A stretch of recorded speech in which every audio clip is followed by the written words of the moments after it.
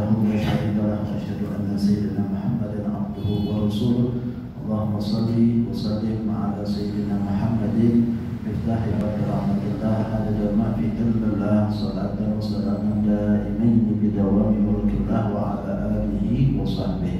Amma ba'd, alhamdulillah, segala puji kita haturkan kehadiran Allah Subhanahu wa taala. Salawat dan salam kita haturkan kepada junjungan kita Nabi besar Muhammad sallallahu alaihi wasallam beserta keluarga dan para sahabatnya. Ikhwan rahimakumullah, kita melanjutkan pembahasan tafsir dari surat An-Naml sampai pada ayat yang ke-27. Ketika kisah tentang Nabi Allah Sulaiman alaihissalam. Pada kesempatan yang lalu kita bicarakan tentang keadaan burung hudhud yang datang terlambat kepada Nabi Allah Sulaiman dan menceritakan bahwa ternyata burung hudhud ini singgah terlebih dahulu di satu tempat, yaitu negeri Sabah, dan negeri Sabah itu berada di Yaman. Berada di Yaman sampai sekarang masih ada bekas-bekas peninggalannya daripada negeri Sabah tersebut. Dan di situ ada Ratu Balqis yang memerintah kerajaan tersebut, tetapi mereka menyembah kepada selain Allah Subhanahu wa taala, menyembah matahari.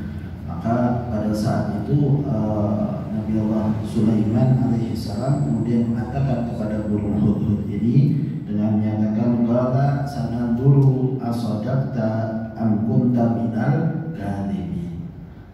Kita akan lihat, kata Nabi Allah Sulaiman alaihissalam, tentang apa yang kau ucapkan, yaitu tentang apa yang diberitakan oleh burung hudhud tersebut. Hal anta shadiqun am kadhibun fi?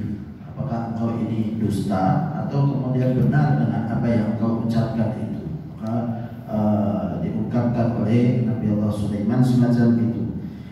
Qala sananduru asadaqta am kunta minal kadhibin idhhab bi kitabi hadza. Maka Nabi Allah Sulaiman alaihissalam disebutkan di sini oleh Imam Ibn al-Jauzi, wa inna masyaka bi khabarihi li'annahu anqara ayyakuna li ghairihi sulqanun. Kenapa Nabi Allah Sulaiman merasa ragu dengan ucapannya burung hudhud? Karena menganggap bahwa tidak ada orang yang punya raja di masanya.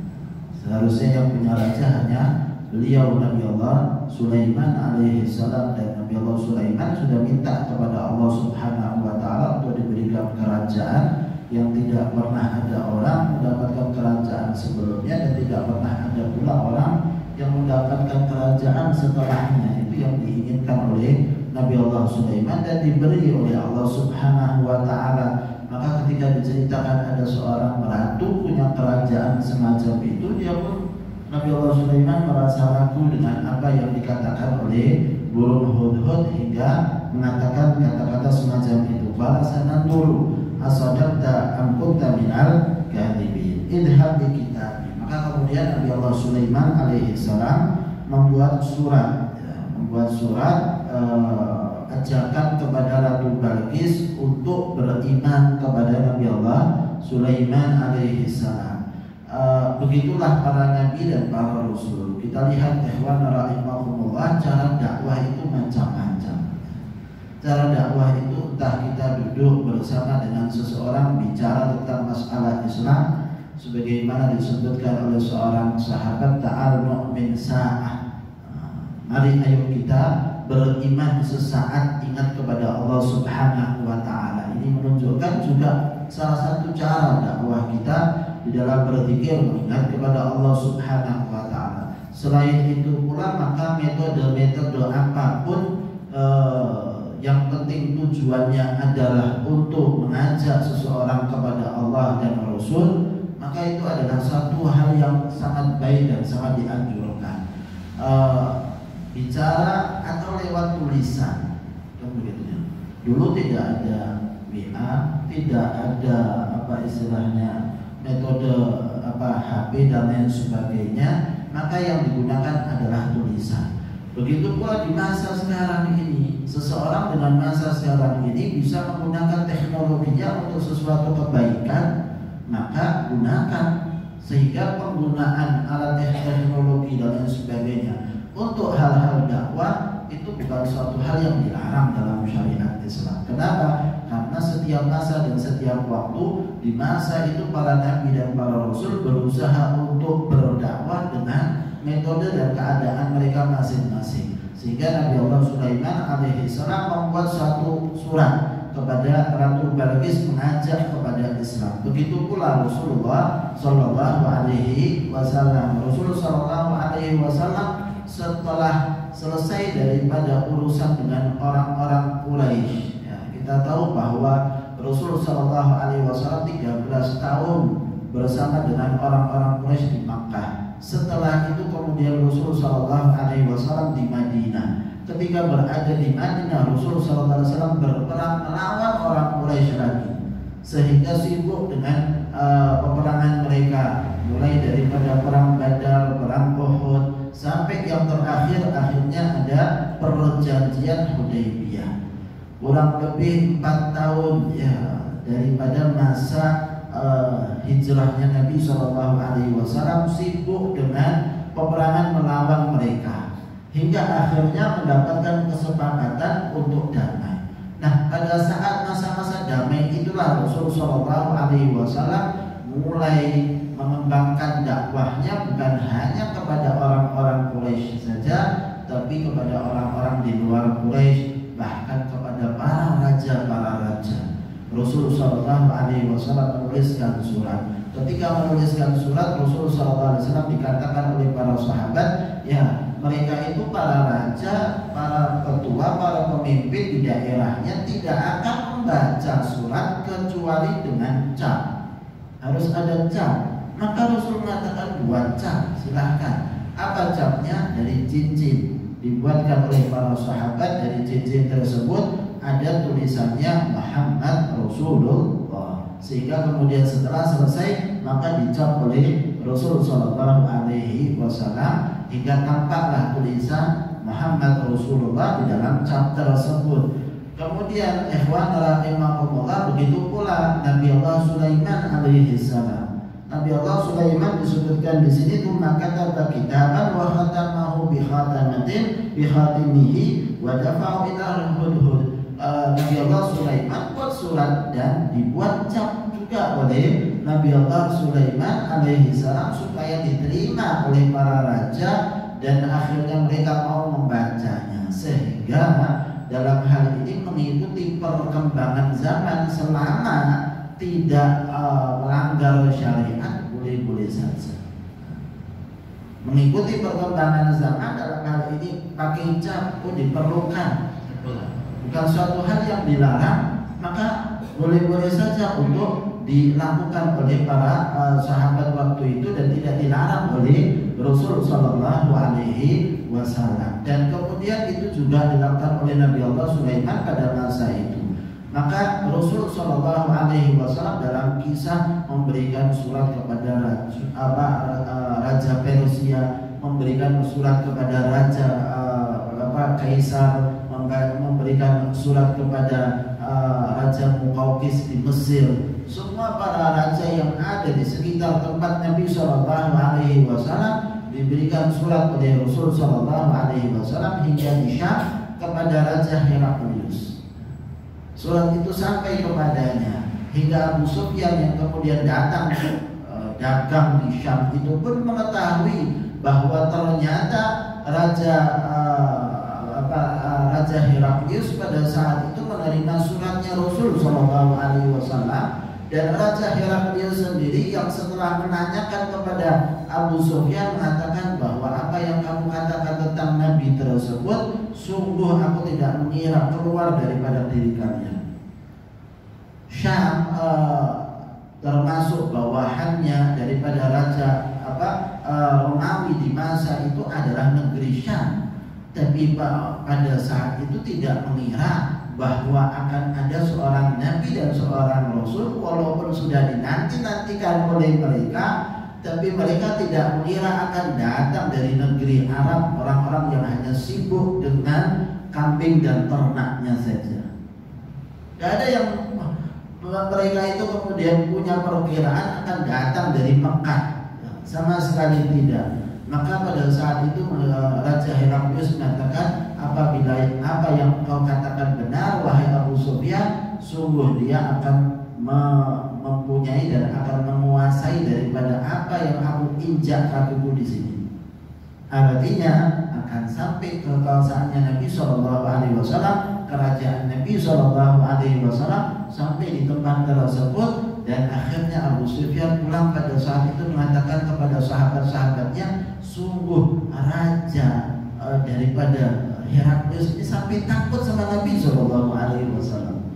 Bingung Abu Sufyan pada saat itu, padahal menghadapi Rasul Shallallahu Alaihi Wasallam biasa berperang melawan Nabi Shallallahu Alaihi Wasallam, tapi merasa heran sampai Raja Heraklius saja takut sama Nabi Shallallahu Alaihi Wasallam. Padahal beliau hanya kirim surat saja, belum menghadapi Nabi Shallallahu Alaihi Wasallam. Sedangkan Abu Sufyan yang sudah biasa dengan Nabi Shallallahu Alaihi Wasallam memerangi dan kemudian sampai ikut pula dalam pengusiran Nabi Shallallahu Alaihi Wasallam. Ini menunjukkan kemuliaan Rasulullah Shallallahu Alaihi Wasallam. Maka begitu pula para nabi dan para rasul berusaha berdakwah dengan cara apapun, termasuk dengan tulisan-tulisan ini. Maka tulisan tersebut oleh Nabi Allah Sulaiman diberikan kepada burung hudhud dan dikatakan kepadanya, idhab bi kitabi hadza fa'alqih ilaihim.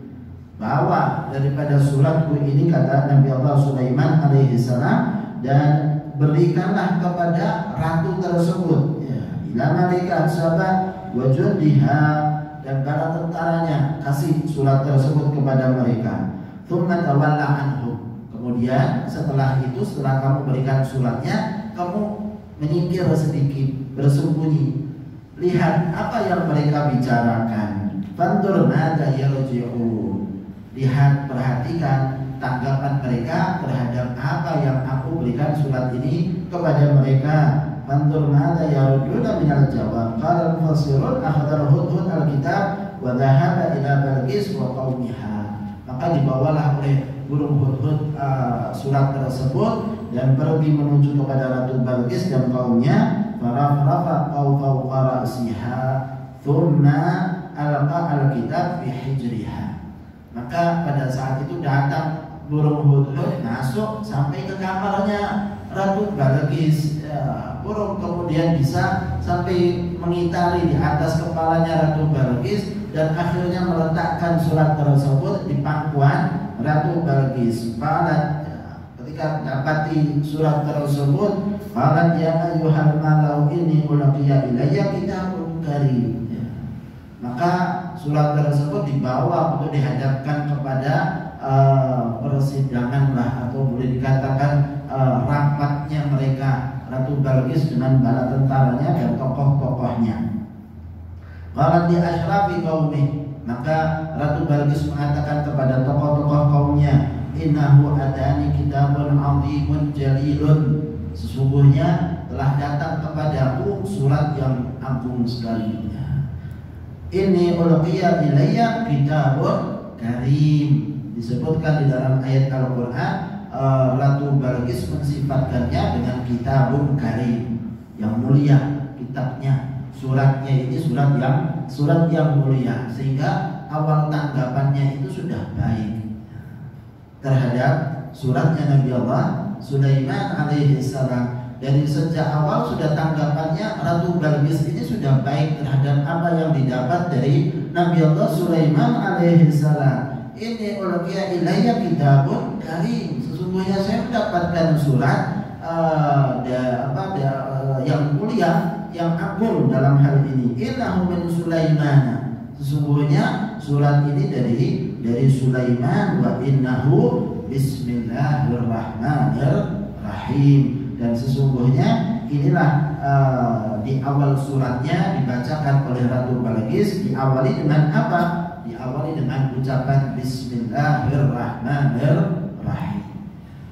Kata Bismillahirrahmanirrahim disebutkan oleh para ulama, memang yang mengawali adalah Nabi Allah Sulaiman alaihi salam, sebagaimana tersebut di dalam ayat ini. Dan begitulah para nabi dan para rasul ketika mengirimkan surat mereka mengawalinya dengan ucapan ini, Bismillahirrahmanirrahim. Rasulullah Shallallahu Alaihi Wasallam ketika membuat daripada surat perjanjian Hudaybiyah, tulisnya Bismillahirrahmanirrahim, tapi diingkari oleh orang-orang Quraisy. Utusannya Quraisy pada saat itu Suhail mengatakan, saya nggak kenal itu Ar-Rahman Ar-Rahim. Jadi mereka kenal Allah, tapi tidak kenal itu dengan sifat-sifat Allah Subhanahu wa Ta'ala yang ada dalam Islam dengan mengatakan Ar-Rahman Ar-Rahim.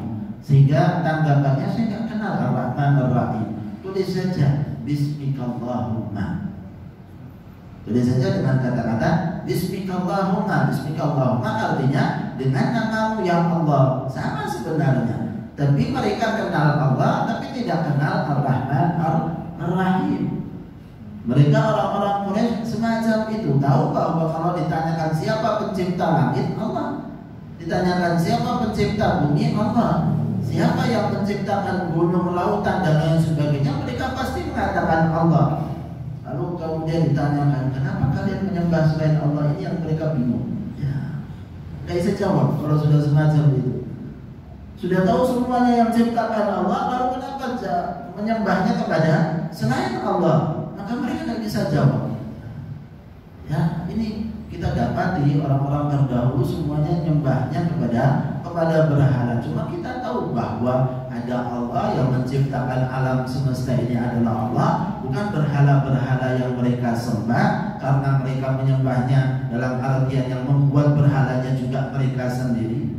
Bagaimana bisa yang menyembah langit dan apa yang menciptakan langit dan bumi itu apa berhala-berhala tersebut? Mereka tahu bahwa yang menciptakan itu semuanya Allah, tetapi mereka menganggap ada Tuhan selain Allah. Nah, maka kan disebutkan di dalam ayat Al-Quran bahwa setiap awal daripada surat itu pasti diawali dengan basmalah, Bismillahirrahmanirrahim, dan itu termasuk ayat di dalam awal surat.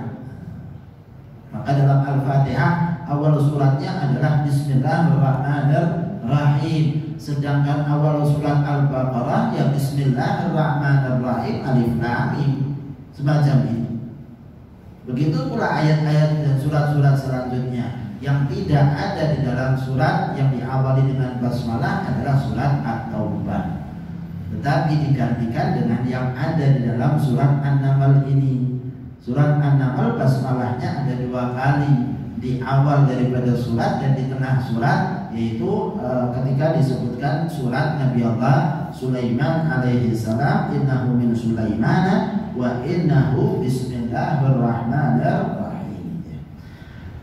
Begitu pula Rasulullah SAW ketika menuliskan surat-surat kepada para raja itu juga diawali dengan Bismillahirrahmanirrahim. Suratnya semacam itu. Maka sunnahlah kita ini mengawali segala sesuatunya dengan basmalah.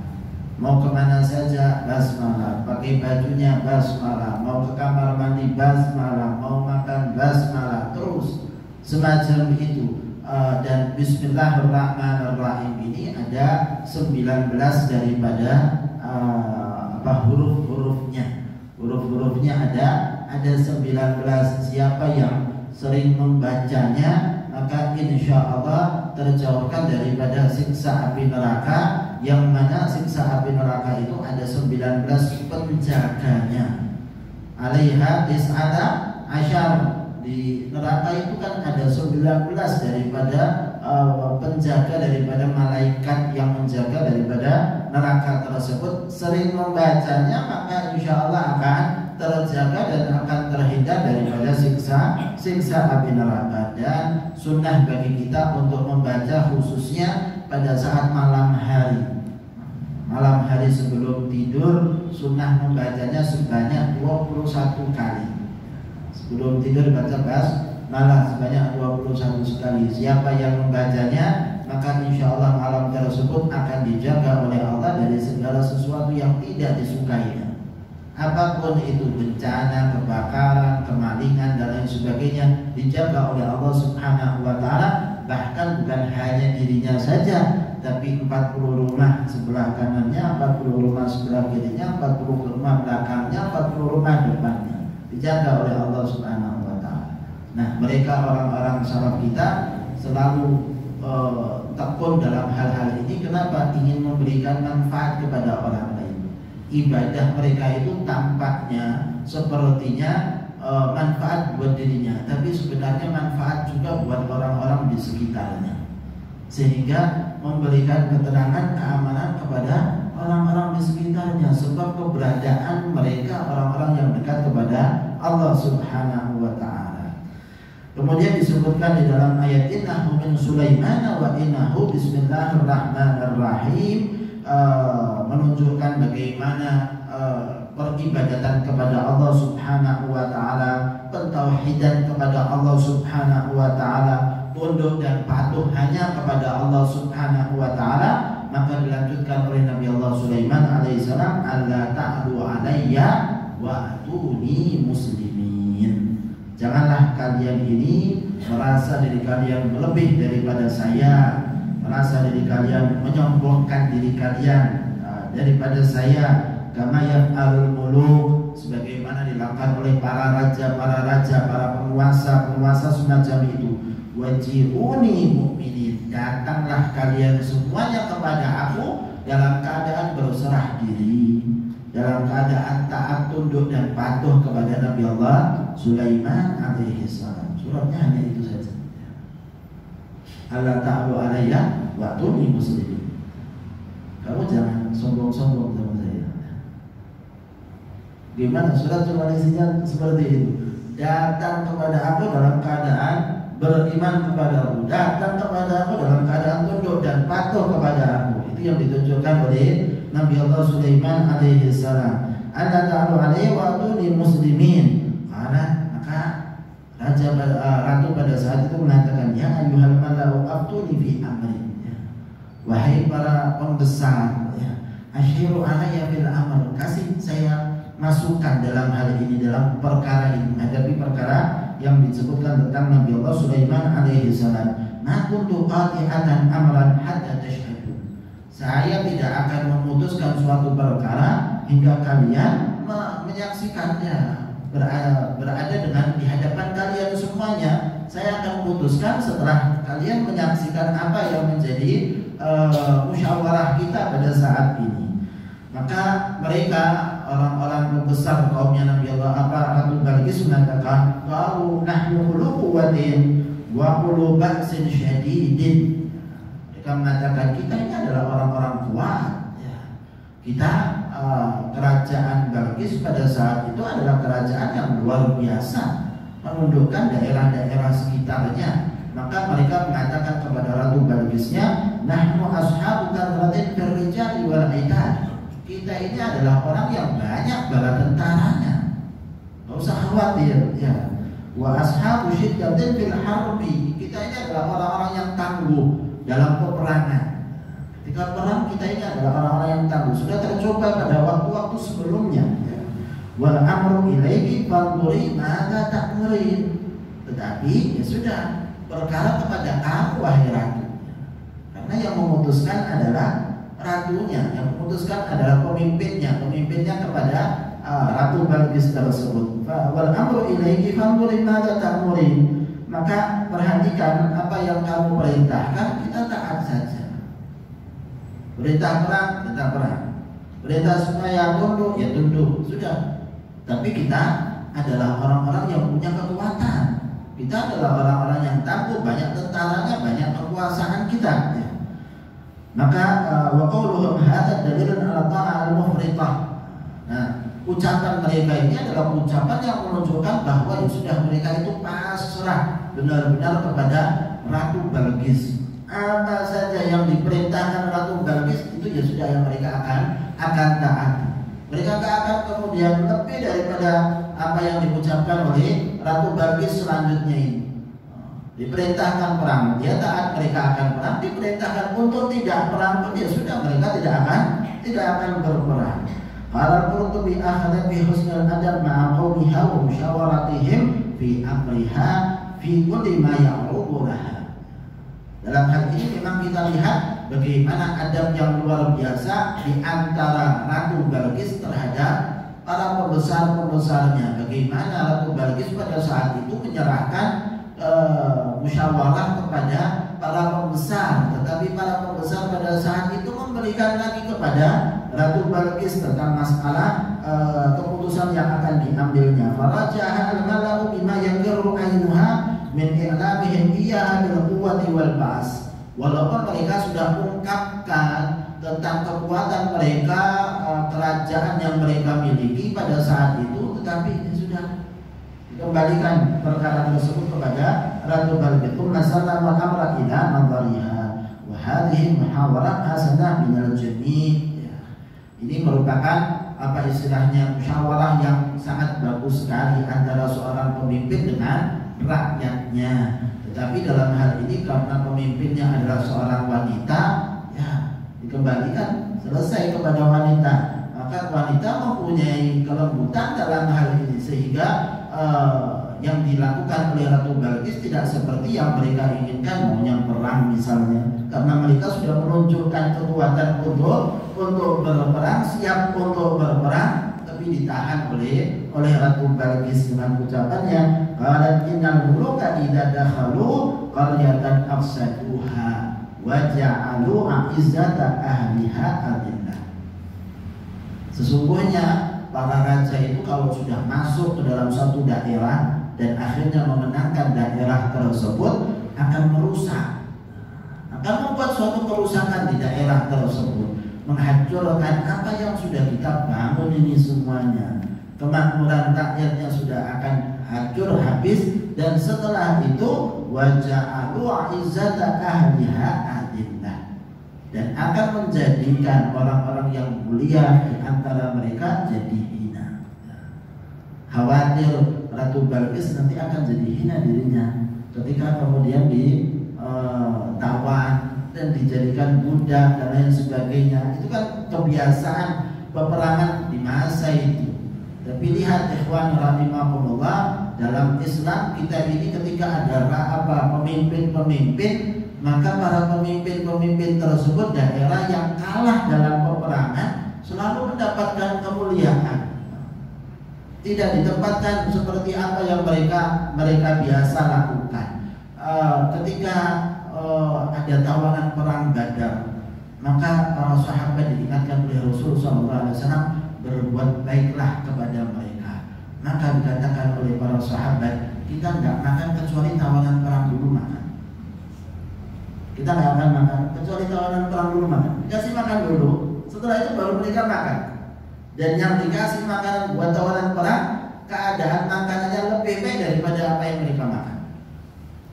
Ini sahabat-sahabat Nabi SAW semacam itu, memperlakukan tawanan perang. Sudah kalah perang mereka, ditawan, tapi perlakuannya seperti itu, seperti yang diingatkan oleh Rasulullah SAW.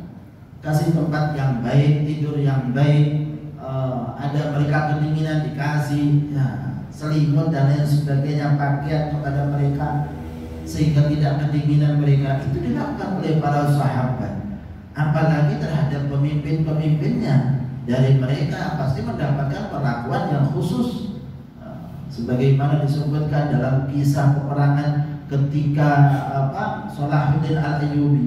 Salahuddin Al-Ayyubi ketika mau berperang melawan untuk perang salib pada saat itu, dengar rajanya itu sakit lepra, kena sakit lepra. Maka apa? Ketika sedang musyawarah dengan kerajaan tersebut, beberapa hari akan berperang, saya akan kirimkan dokter dari saya. Saya akan kirimkan dokter kepada rajanya.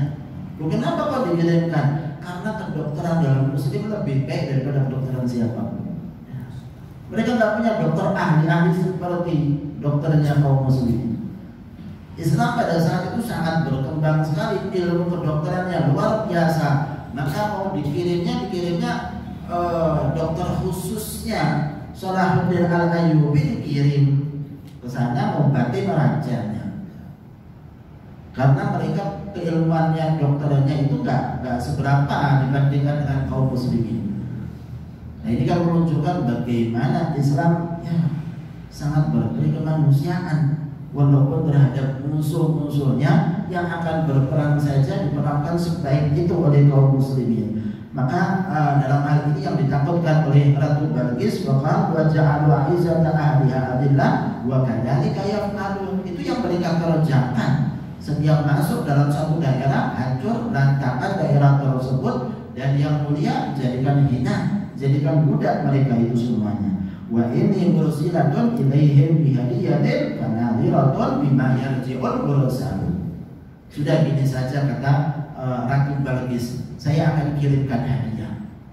Saya akan kirimkan hadiah kepada Nabi Allah Sulaiman alaihi salam. Azimatun, hadiahnya yang sangat luar biasa, tadiku bimithlihi, yang layak tepat untuk diberikan kepada Nabi Allah Sulaiman alaihi salam. Fandur hal yaqbaluha am yarudduha. Kita akan lihat apakah dia akan terima hadiah tersebut atau ditolak hadiah tersebutnya. Kalau Ibnu Abbas kalau dikaumiha inqabilal hadiah bahwa malikun. Maka yang dilakukan oleh Ratu Balqis pada saat itu dengan mengirim hadiah sebenarnya ada tujuan. Apa itu? Kalau Nabi Allah Sulaiman terima hadiahnya Ratu Balqis, berarti dia itu hanya raja, hanya penguasa yang inginkan dunia. Kalau diterima, berarti kita siap perang sama orang ini. Kita siap perang dengan orang yang semacam ini. Pasti bisa kita kalahkan. Ya. Kenapa? Karena terima hadiah. Berarti yang diinginkan hanya dunia saja, hanya harta saja. Faqatilu wa illam yaqbalha fa huwa nabiyyun shadiqun fattabi'u. Kalau dia tidak terima, dia tolak hadiah tersebut, berarti dia seorang nabi, berarti dia seorang rasul. Yang harus dikerjakan adalah ikuti orang itu. Tidak usah diperangi, karena memang benar-benar seorang nabi dan seorang rasul yang tidak butuhkan hadiah, tidak butuhkan dunia. Berarti sungguh-sungguh dengan ajakannya tadi, yang mengirimkan surat kepada Nabi Allah dari Nabi Allah Sulaiman kepada Ratu Balqis, dan ucapan ini didengar oleh burung hudhud. Burung hudhudnya kan mata-mata, dia disuruh di situ terus lihat apa pembicaraan mereka, tanggapan mereka. Sudah selesai, mereka mau kirimkan hadiah, pulang Ratu burung hudhud kepada Nabi Allah Sulaiman alaihissalam, kasih tahu bahwa mereka inginkan begini-begini, tanggapannya mereka semacam ini. Maka Nabi Allah Sulaiman kemudian bangunkan istana. Setelah itu, ya, insyaallah pada kesempatan yang akan datang kita akan lihat bagaimana tanggapan dan kisah selanjutnya tentang Nabi Allah Sulaiman alaihissalam.